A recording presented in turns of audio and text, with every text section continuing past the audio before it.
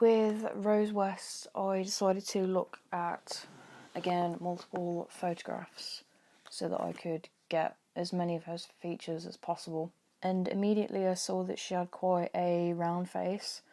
so I drew her with quite a broad face and a somewhat pointed chin just to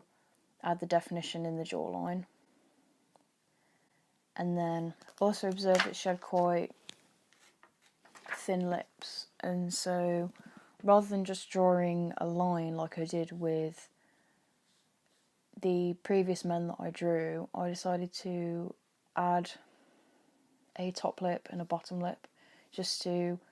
emphasise her gender, because within a lot of cartoons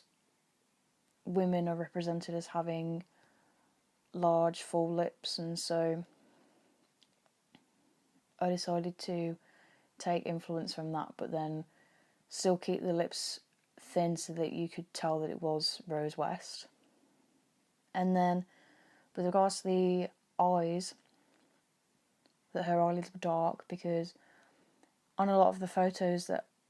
I had discovered,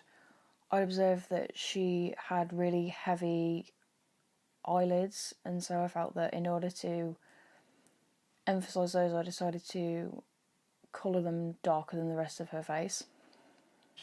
I also added eyelashes onto her eyes just to further emphasise her gender, because in a lot of the photos you obviously couldn't see her eyelashes because they were mainly taken from far away. And then with regards to the hair, she has somewhat wavy hair, so I decided to draw this by creating locks of hair by drawing curved lines that were connected to one another, which is similar to the way in which I drew Daniel Bartlam's hair, but in order for it to have a more wavy appearance, I decided to have some parts sticking out in different directions. So with the next drawing, I decided to draw Rose West as a baby getting electroshock therapy while she was in her mother's womb, because when Rose West was in her mother's womb, her mother was really depressed, and because it was during the 1950s, electroshock therapy was still a treatment for depression. And so, regardless of the fact that her mother was pregnant, she still decided to have electroshock therapy, which could perhaps be one of the aspects that caused Rose to not feel any remorse towards others. And in fact, it could have left her with quite a lot of brain damage, because when she was younger she did have the nickname Dozy Rosie, because she would often rock back and forth in her cot and she would bang her head. So I feel that aspect of her childhood is quite significant in terms of who she ended up being as an adult. And I decided to present this by looking at the original drawing that I did of Rose West as an adult, and then essentially just making the features smaller so that they fitted onto a smaller head, so that it literally was just a child version of the original drawing. So obviously you can see the main difference with this piece is the fact that her hair is a lot shorter, which obviously the hair would have been a lot shorter because obviously she was a baby. And then I decided to represent the electric shocks by adding in cartoon-styled lightning bolts around her head, and then sparks just to show the whole process of electroshock therapy. And then I also decided to add lines of smoke coming off of her head, which was inspired by my Wile coyote drawing, because I felt that the way in which Wile E. Coyote's injuries had been represented was somewhat humorous, because it was the fact that he had very wide eyes, that he was quite confused and he had smoke coming off of him, rather than having the grim reality that if the event was real, he would have died. So I was inspired by that stylistically in terms of presenting the electroshock therapy process. The next drawing, I decided to draw Rose's dad, because essentially he is one of the very main reasons as to why she was so merciless and committed all of those disturbing crimes, because from a very young age he would rape her and then regularly have sex with her. And obviously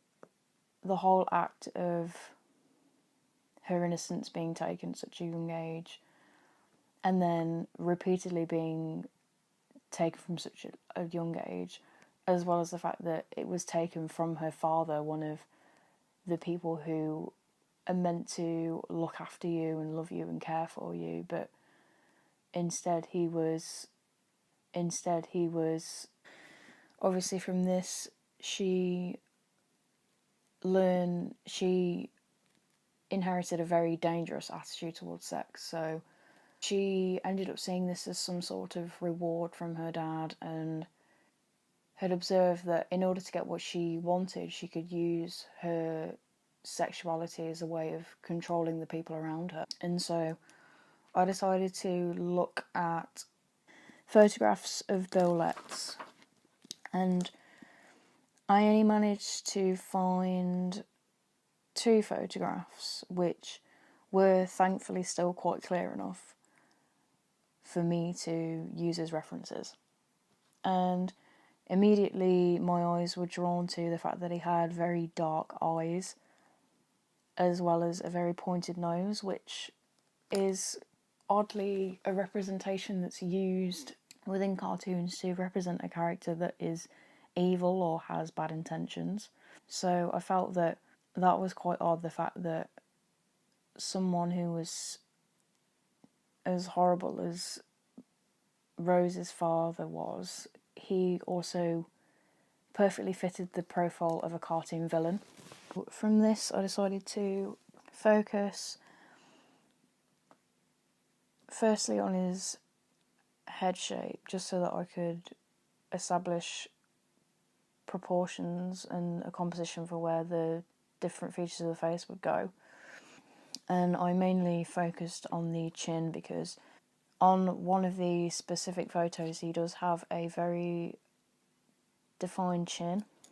So I further define that by adding in a thick black line between, to act as a dimple within the chin. And then from there I decided to draw his nose, which, as you can see, is very pointed. So I decided to just further exaggerate that by making it somewhat bigger and then having it come to a very sharp edge. And then obviously he had a very thin, quite wide smile, so I exaggerated that. I represented that by having just one thin line that was quite curved, just to represent the smile that I'd seen in the reference photo. And then he also had quite deep smile lines, so I represented those by adding thick lines either side of the mouth. And then because his eyes were so dark and quite deeply set, I decided to draw the eyebrows first, which I represented by just sketching very small strokes, because his eyebrows weren't a specific aspect of his face that stood out to me. And then following that, I decided to make his eyes quite large, because his under eye bags were very prominent, and it was almost as if his under eye bags and his lower lid were covering like half of his eyes. So I decided to draw the eyes by doing 2 circles, and then I halved them at the bottom by adding lines, and then added lines beneath those just to signify the extreme under eye bags, as well as the fact that the lids beneath his eyes were really pronounced, and therefore it made his eyes almost bulge, and it made him look somewhat menacing, which obviously fits the persona. And then I also noticed that in one of the photographs he has quite a defined forehead with what looks like to me a vein. So I decided to add a small vein on his forehead, which I feel shows his personality, because he was schizophrenic and he would fly into random bursts of rage all of the time. And so I feel that veins, as they are as they are associated with anger, I felt that incorporating that as a subtle aspect within the character would show his angry personality. To symbolise his sexual attraction towards his daughter, Rose, I decided to have his eyes looking upwards so that the character was looking up at Rose, which gives a subtle hint that he was sexually attracted to her. But then next I decided to draw the body parts that both Rose and Fred West had buried in their garden patio. And I decided to first draw this by drawing soil that was represented by repeated bumpy lines. And I did this because I looked at how soil is represented in different cartoons, and a lot of them do represent it by doing bumpy lines just to show that the surface is somewhat textured rather than having the surface completely flat. Just to, for example, distinguish the difference between a flat road and a bumpy patch of soil. And then I decided to represent the fact that both Fred and Rose West killed,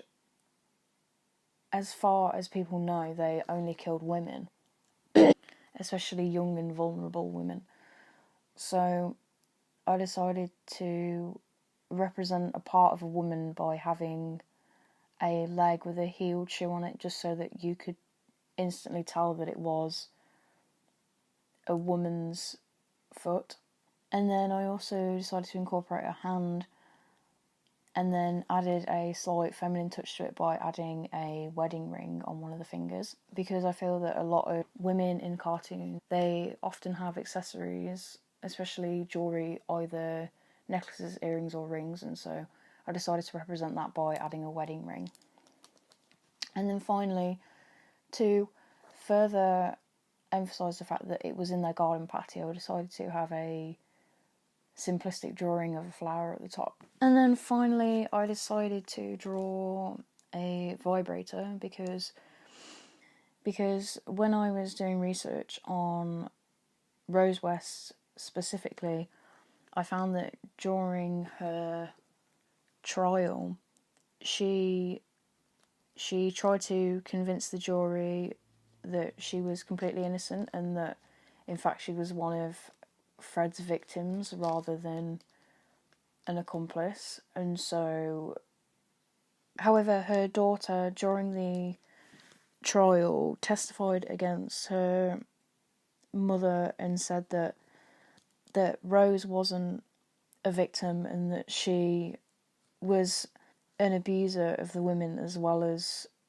her because she confessed to the jury that her mum had raped her with a vibrator at just 8 years old. And so obviously it is a really disturbing aspect of the whole case between Rose and Fred West. And so I wanted to challenge myself, and so I looked at vibrators online as points of reference, and then obviously drew the basic phallic shape, but then added the characters just to show that the sexual abuse that Rose was subjected to as a child ultimately impacted her and her attitudes to sex. So much so that she ended up doing the same with her own daughter, and therefore continuing that cycle of an abnormal childhood.